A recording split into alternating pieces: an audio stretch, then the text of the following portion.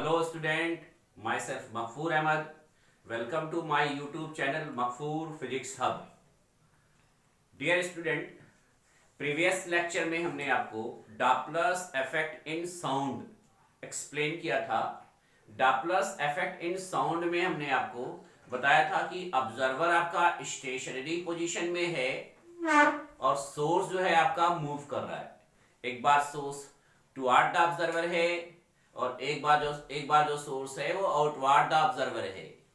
तो जब source observer के पास आ रहा है तो एपरेंट फ्रीक्वेंसी इंक्रीज हो रही थी और जब सोर्स ऑब्जर्वर से दूर जा रहा था तो एपरेंट फ्रीक्वेंसी डिक्रीज हो रही थी. फिर हमने बताया कि आपका जो सोर्स है वो स्टेशनरी कंडीशन में है और ऑब्जर्वर्स जो है साउंड सोर्स यानी कि हॉर्न बजाते हुए विसिल बजाते हुए ट्रेन के पास आ रहा है. तो अगर ऑब्जर्वर सोर्स के पास आएगा तो एपरेंट फ्रीक्वेंसी इंक्रीज होगी और ऑब्जर्वर सोर्स से दूर जाएगा तो एपरेंट फ्रीक्वेंसी डिक्रीज होगी. तो एक बार ऑब्जर्वर को स्टेशनरी कंडीशन में रखकर हमने सोर्स को मूव कराया था टुवर्ड द आउटवर्ड द. फिर हमने सोर्स को स्टेशनरी कंडीशन में रखकर ऑब्जर्वर को मूव कराया था toward the source and outward the source. आज हम लोग इसी डॉपलर्स इफेक्ट इन साउंड में एक टॉपिक हम और एक्सप्लेन करेंगे कि source and observer both are moving, दोनों मूव कर रहे हैं. ठीक है, तो फ्रीक्वेंसी क्या चेंज होगी? Source and observer, source and observer both are moving, both are moving, दोनों मूव कर रहे हैं. ये पॉइंट नंबर 3 हो जाएगा. फर्स्ट केस में ले लेंगे कि दोनों एक दूसरे के अप्रोच में आ रहे हैं, मतलब सोर्स ऑब्जर्वर दोनों पास में आ रहे हैं. Both are approach each other, approach, एक दूसरे के अप्रोच में आ रहे हैं, एक दूसरे के कांटेक्ट में आ रहे हैं. मतलब सोर्स ऑब्जर्वर के पास आ रहा है और ऑब्जर्वर सोर्स के पास आ रहा है. तो पहले हम ऑब्जर्वर को स्टेशनरी कंडीशन में रखकर सोर्स को मूव कराते. ठीक है, if the source moves toward the observer, if the source moves toward the observer with a velocity VO, with speed VC, source move करा VS. If the source moves toward the observer with speed VS, तो apparent frequency को हम N1 consider कर लेते हैं. N1 हमारा हो जाएगा N V upon V minus VS. मैंने पहले आपको बताया कि जब सोर्स ऑब्जर्वर के पास आता है हॉर्न देता हुआ, विसिल देता हुआ, तो जो हमें एपरेंट फ्रीक्वेंसी सुनाई देती है उसका फार्मूला होता है n dash is equal to n v upon v minus vs. हमने प्रीवियस लेक्चर में एक्सप्लेन किया है. यहाँ पे फ्रीक्वेंसी को हमने n1 कंसीडर कर रखा है. अब मान लीजिए ऑब्जर्वर मूव कर रहा है, observer moves toward, moves out toward the source, moves toward the source, toward the source with a velocity,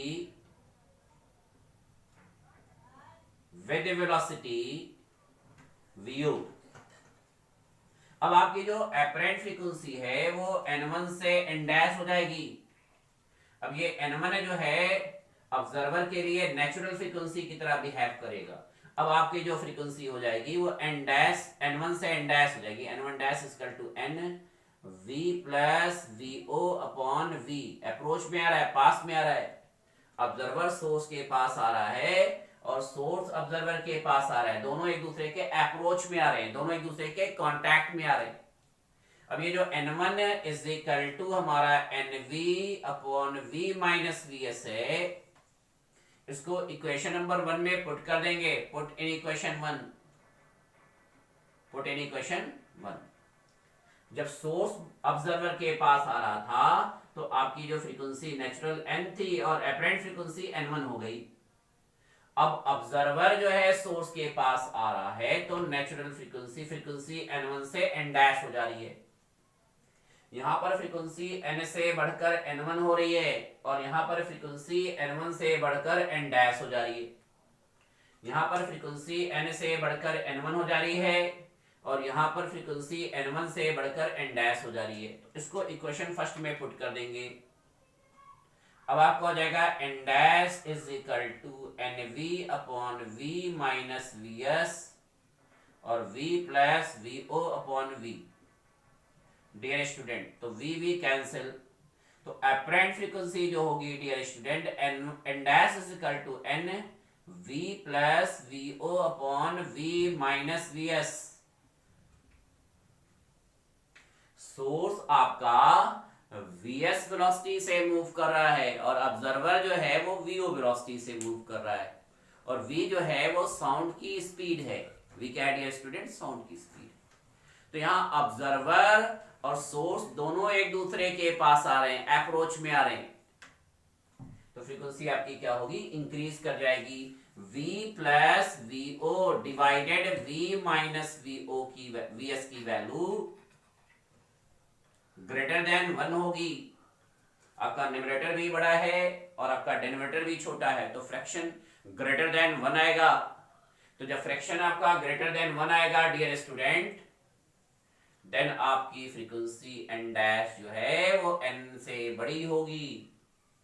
यानी कि साउंड सोर्स जो फ्रीक्वेंसी प्रोड्यूस कर रहा है वो उसकी एक्चुअल फ्रीक्वेंसी n है, लेकिन आप जो फ्रीक्वेंसी जो साउंड हियर्ड कर रहे हैं उसकी फ्रीक्वेंसी n डैश बढ़ जा रही है। यानी कि हमें जो साउंड सोर्स सुनाई दे रहा है उसकी फ्रीक्वेंसी n डैश बढ़ जा रही है, यानी कि अपरेंट फ्रीक्वेंसी की जो वैल्यू है वो नेचुरल फ्रीक्वेंसी से ज्यादा है।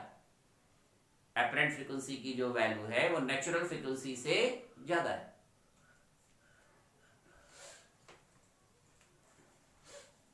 अब मान लीजिए सोर्स और ऑब्जर्वर एक दूसरे से दूर जा रहे हैं, for away.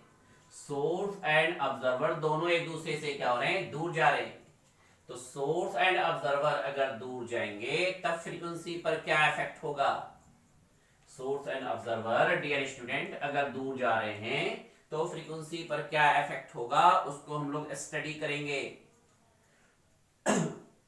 Source and observer moves outward, तो जब सोर्स मूव करेगा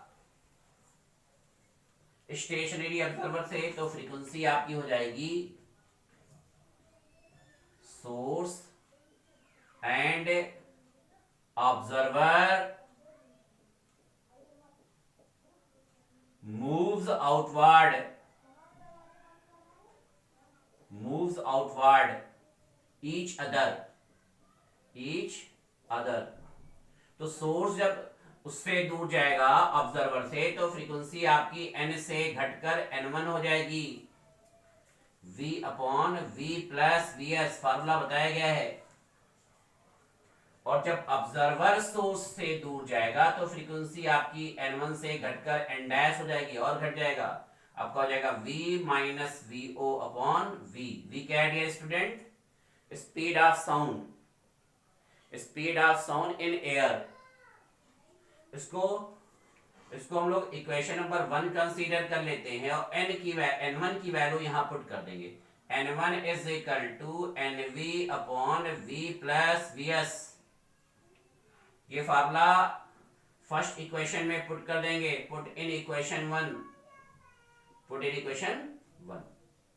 तो आपकी जो फ्रीक्वेंसी होगी dear student n dash is equal to n1 की यहां पर nv upon v plus vs और यहां पर हो जाएगा आपका v minus vo upon v।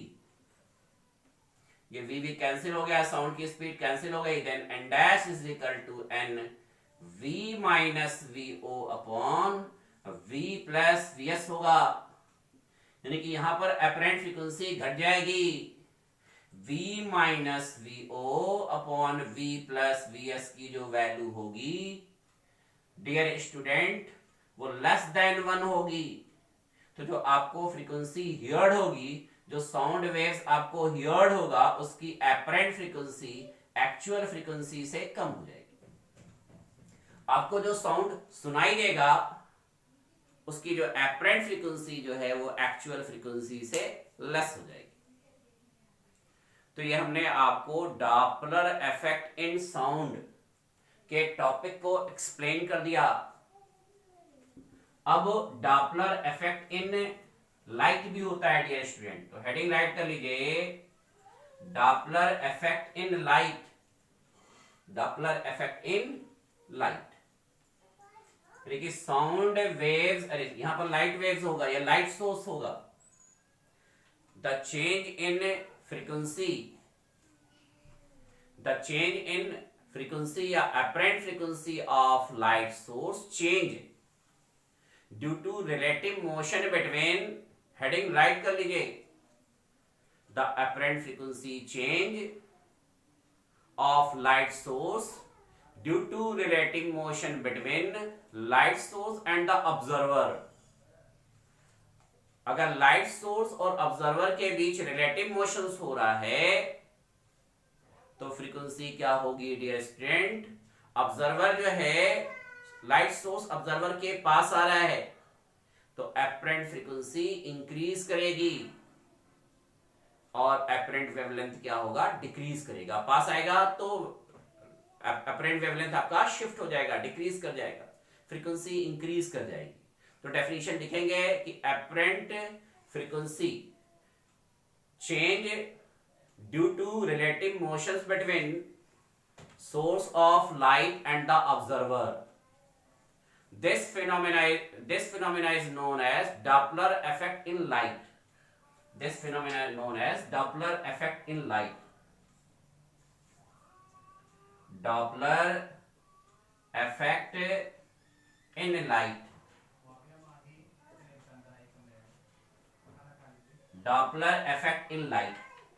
इसमें जो एपरेंट फ्रीक्वेंसी होगी dear student, n dash is equal to n root, ये रिलेटिव फार्मूला होता है 1 plus v upon c divided 1 minus v upon c, ये रिलेटिव फार्मूला होता है। अब चूंकि यहां लाइट सोर्स की बात हो रही है तो लाइट सोर्स की जो speed of light, speed of light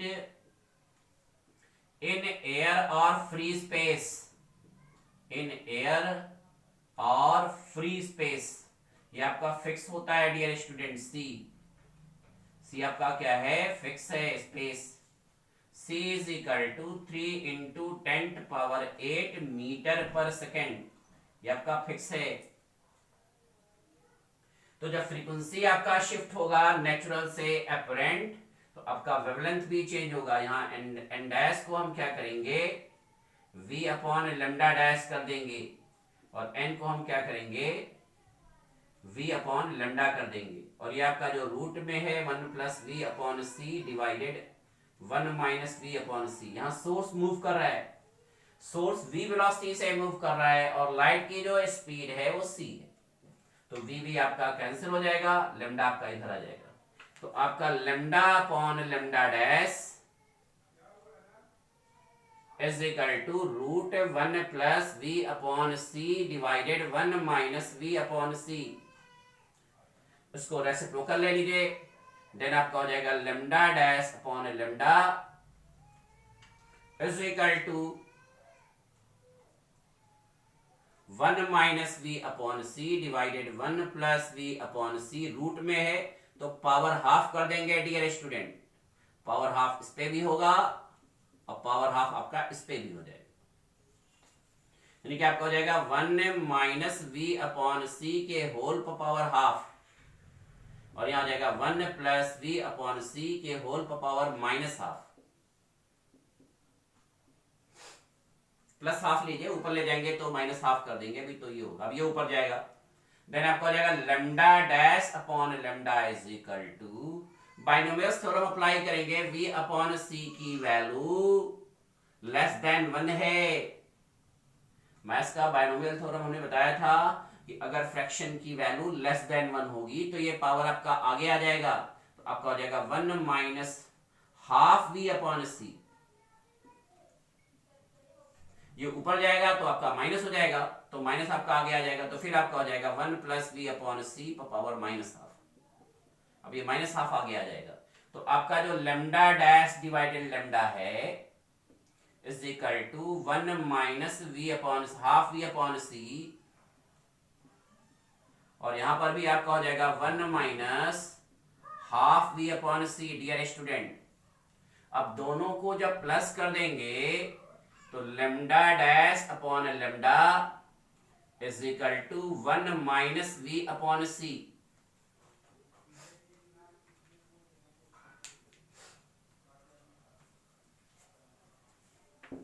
speed of light in air और फ्री स्पेस जो है डियर स्टूडेंट, वो आपका 3 इंटू 10⁻⁸ मीटर पर सेकेंड होता है, जिसे हम लोग c से डिनोट करते हैं, और सोर्स जो मूव कर रहा है वो v वेलोसिटी से मूव कर रहा है। अब आपका जो फार्मूला आ गया वो lambda dash upon lambda is equal to 1 minus we upon c. V upon c आपका इधर आ जाएगा, देन वी अपॉन सी आपका प्लस हो जाएगा, लेमडा डैश बाई लेमडा इधर आ जाएगा, then 1 upon lambda dash upon lambda. तो v upon c is equal to lambda minus lambda dash upon lambda, then v upon c is equal to delta lambda upon lambda, then delta lambda is equal to होगा lambda v upon c।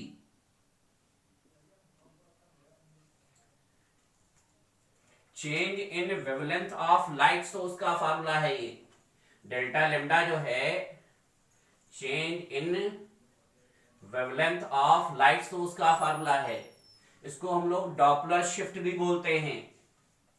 अगर source की speed v दिया है, light की speed air और free space में c की value 3 into 10⁸ metre per second होती है, एक्चुअल वेवलेंथ लेमडा आपका गिवन है, तो लाइट सोर्स में वेवलेंथ कितना शिफ्ट हो रहा है, कितना चेंज हो रहा है, कितना इंक्रीज हो रहा है या कितना डिक्रीज हो रहा है, वो डेल्टा लेमडा के फार्मूले से आप कैलकुलेट कर सकते हैं। लाइट सोर्स अगर शिफ्ट होकर ऑब्जर्वर के पास आएगा तो वेवलेंथ आपका डिक्रीज हो जाएगा, नहीं लेमडा डैश की वैल्यू लेमडा से कम हो जाएगी। लेमडा डैश की वैल्यू लेमडा से यहां कम है क्योंकि सोर्स जो है, सोर्स ऑफ लाइट ऑब्जर्वर के पास आ रहा है और एक्चुअल वेवलेंथ लेमडा है, तो यहां लेमडा और माइनस लेमडा डैश का जो डिफरेंस होगा वो डेल्टा लेमडा हो जाएगा। यानी कि delta lambda is equal to हमारा लेमडा वी अपॉन सी है। वी और सी की वैल्यू और लेमडा की वैल्यू अगर गिवन होगी तो डेल्टा लेमडा यानी कि डॉपलर शिफ्ट ये हम कैलकुलेट कर सकते हैं। वेवलेंथ के चेंज को ही हम लोग डॉपलर शिफ्ट बोलते हैं। डियर स्टूडेंट, वेवलेंथ का जो चेंज है उसी को हम क्या कहते हैं, डॉपलर शिफ्ट, डेल्टा लेमडा। तो बेटा ये जो साउंड वेव्स का चैप्टर था या वेव्स का चैप्टर था, हमने इसमें सारे टॉपिक्स को एक्सप्लेन कर दिया है। एक बार इस टॉपिक को प्रिपेयर कर लेंगे। और क्लास 11th के बच्चों का सभी स्कूलों में अभी टर्म 2 का एग्जाम होना है, तो टर्म 2 का जो पेपर है एनसीईआरटी के क्वेश्चंस, एनसीईआरटी एक्सरसाइज के क्वेश्चंस, चाहे वो आपका नॉर्मल एक्सरसाइज हो चाहे वो आपका एडिशनल एक्सरसाइज हो, उसके न्यूमेरिकल क्वेश्चंस आपके टर्म 1 टर्म 2 एग्जाम में भी पूछे जाते हैं और आपके नीट और जेईई मेंस के जो भी कॉम्पिटिटिव एग्जाम है उसमें भी क्वेश्चंस पूछे जाते हैं। तो एनसीईआरटी के जो भी टर्म 2 के क्वेश्चंस हैं डियर स्टूडेंट्स, उसको कल से मैं अपलोड करूंगा। कल से हम लोग टर्म 2 के क्वेश्चंस स्टार्ट करेंगे। मैकेनिकल प्रॉपर्टीज ऑफ सॉलिड से स्टार्ट करेंगे, मैकेनिकल प्रॉपर्टीज ऑफ मैटर या सॉलिड से स्टार्ट करेंगे, और फिर उसके बाद आपका जो टर्म 2 है इलास्टिसिटी से कवर करेंगे और वेव्स तक कवर करेंगे, एनसीईआरटी के न्यूमेरिकल क्वेश्चंस। तो आप जो भी वीडियो अपलोड किए जा रहे हैं उसको देखते रहिए। अगर आपने अभी हमारा चैनल मकफूर फिजिक्स हब नहीं सब्सक्राइब किया है तो चैनल को सब्सक्राइब कर लें। वीडियो अगर आपको पसंद आती है तो लाइक बटन प्रेस कर दें और बेल आइकॉन प्रेस करना ना भूलें, जिससे जो भी न्यू वीडियो लेक्चर अपलोड किए जा रहे हैं उसका नोटिफिकेशन आपको मिलता रहे। Thank you.